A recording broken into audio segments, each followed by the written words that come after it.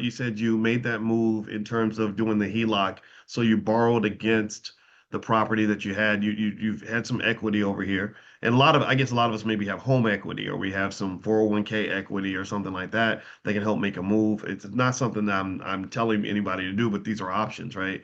That help us sort of get that financial flexibility. And then you said you learned how to sell that first call. So you embrace the idea of so at that time in 2019, did you see stock options as something that would be like kind of a primary path toward your financial independence, or did you see that as kind of one of many things you were doing, or how what was your view on it back then in 2019? At the time, it was probably one of many ventures I had going on.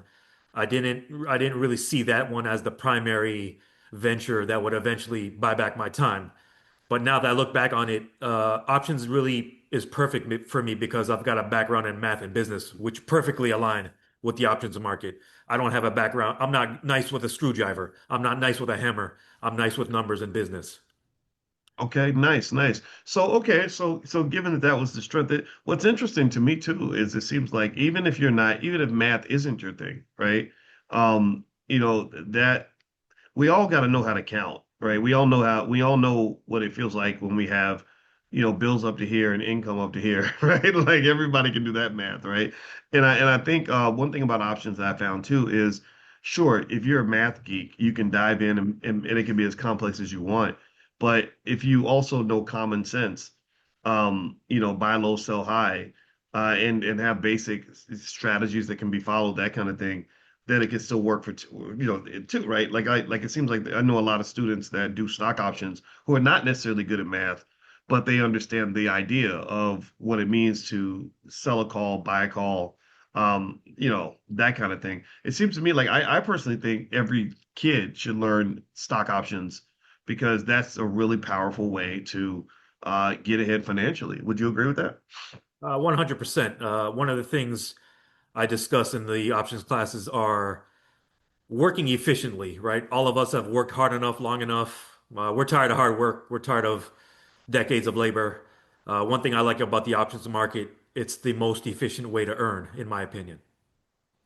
Okay. Now let me ask you. So you said you had rental properties. Do you still have rental properties, or what'd you do with the real estate? I've ended up selling a couple of my rentals. I've just got some. I've got my primary and I've got some land. Okay. So how do you compare your experience as a landlord to what you did with stock options? The return from my time, effort, and capital is unmatched in the options market.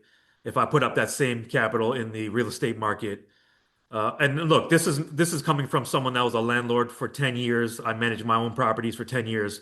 So if I was biased in either direction, it would be in the real estate. I would be biased towards real estate, but the numbers just don't justify that. The time doesn't justify that. The effort doesn't justify that. The return doesn't justify that. But don't believe me. Do your own research. Find out for Mm. yourself. Yeah, yeah. Well, when I compare options income to real estate, it's not even a hard comparison. Actually, it's not to say that real estate's bad. I want to be careful just because I know a lot of people. There are a lot of people in here that are doing lots of stuff with real estate,